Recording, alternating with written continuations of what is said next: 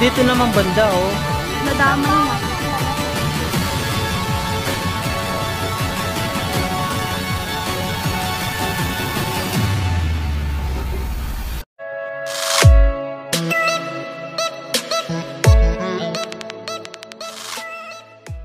O, Mema. Kaya nga, yung init.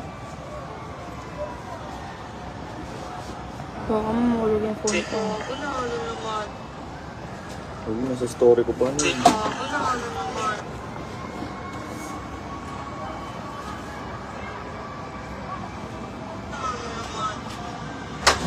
Sa story ko pa. Wala, ate, pag ganun na yung sunog. Yung hangin kasi. Kaya nga, dun na umaano sa kabila.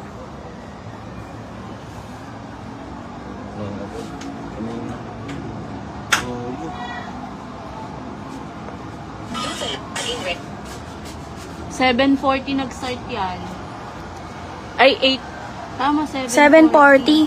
Hanggang ngayon, hindi pa rin nakaapol. 20 minutes ago. 7:30. Mga 7. 7:30 nga nag-umpisa yung sunog. Hindi, si Jason, di ba tinawag niya pa tayo, sabi niya kita. Kanina pa daw niya nakikita. Nagsimula yan. Pwede Mga. isang oras na yan. Oo. Ay, nagumagapang yung apoy, eh. Kaya nga. Sobrang dami ng bumbero. Kaya nga eh. Hindi na nga makadaan eh. Dahil yung punta ko sa plato, eh.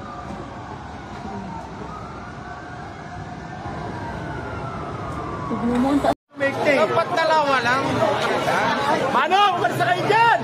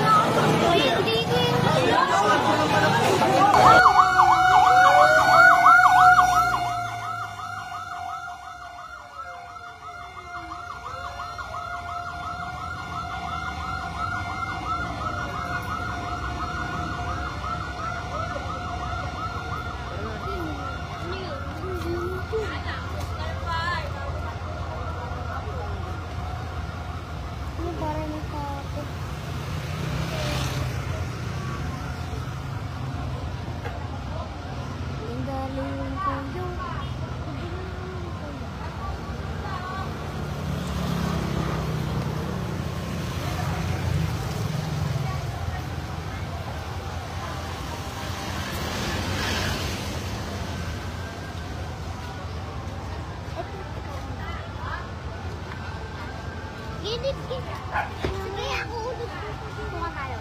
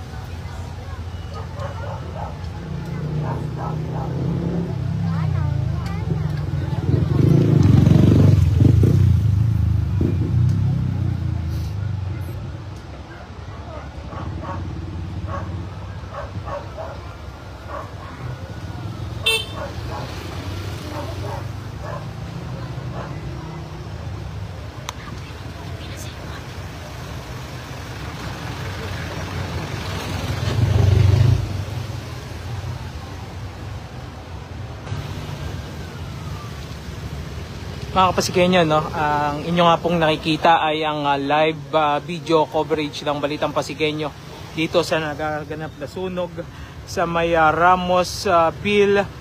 Boundary po ito ng Rosario saka ng Manggahan. Ang likod na bahagi ng nasusunog na ito ay Manggahan na po, no, yung area ng Napico. At itong sa may harapang bahagi naman ay ang Barangay Rosario ang nakakasakop. Ito pong mga structure ng mga bahay dito ay mga gawa sa light materials at dikit-dikit na mga bahay. Kaya po mabilis na umangat sa ikatlong alarma itong nasabing sunog dito sa may Ramosville, Barangay Rosario. Lunsod po yan ng Pasig, mga Pasigenyo.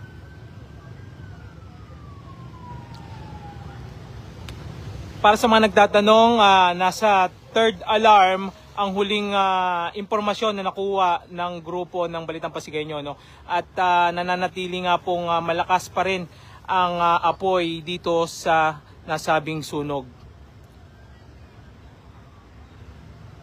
Para sa ating mga manonood na posibleng dumaan dito naman sa kalsada ng East Avenue Floodway, ay hindi na po ito passable sa lahat ng klase ng sasakyan. Gawa nga po ng punong-puno na ito ng mga bumbero. Boom! Pakalaki po nun. Sumabog, kitang-kita. Mga Kapasigenyo, no? Kitang-kita po sa screen natin yung isang malaking pagsabog na naganap mismo dun sa may sunog dito sa may Rosario Bill. Lunsod po yan ng Pasig.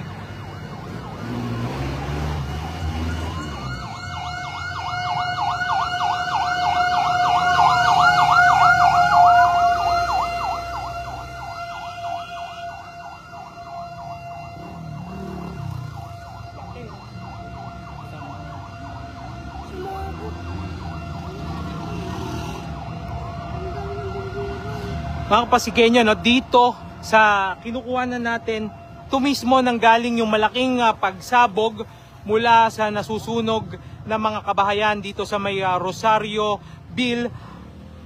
Lunsod po yan ng Pasig. Mabilis na inangat sa ikatlong alarma itong nasabing sunog na ito na tumutupok sa maraming kabahayan na gawa sa light materials. Kaya po sobrang bilis ng pagangat ng alarma nitong sunog na ito.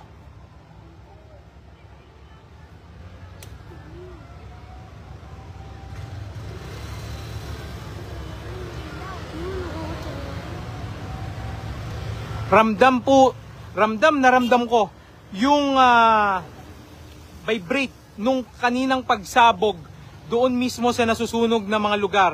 So, sana safe at walang nasaktang mga bumbero doon sa mismong fire scene. Kasi nandito ako sa kabilang side na bahagi ng floodway. Ito yung tinatawag na West Bank Road. Ang nasusunog naman ay East Bank Road. Pero napakalaki ng pagsabog na nanggaling mismo doon sa mga nasusunog na mga bahay dito sa may Rosario, lunsod po ng Pasig.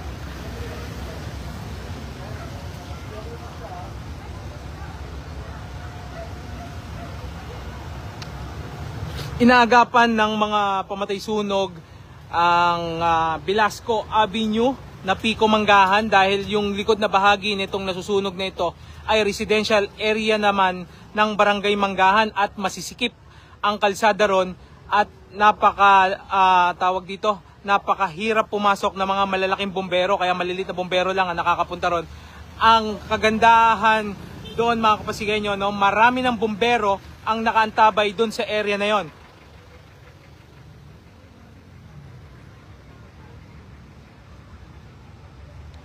Pero hanggang ngayon sa mga oras na ito ay nasa ikatlong alarma itong nasabing sunog sa may barangay Rosario, partikular sa Ramosville, Barangay Rosario, lungsod po yan ng Pasig.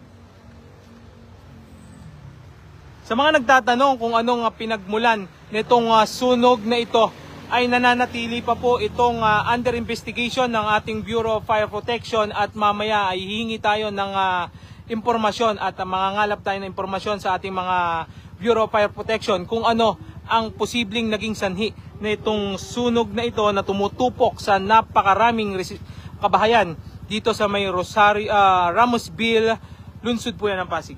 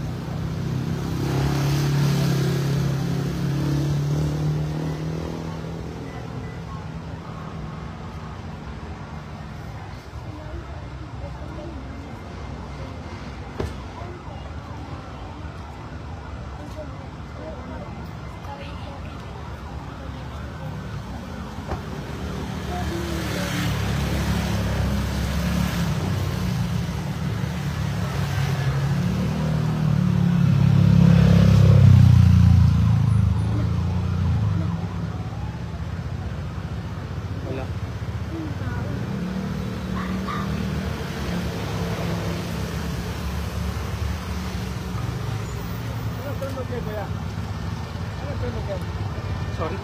Ano ito? Sunog ko. Sa Ramosville.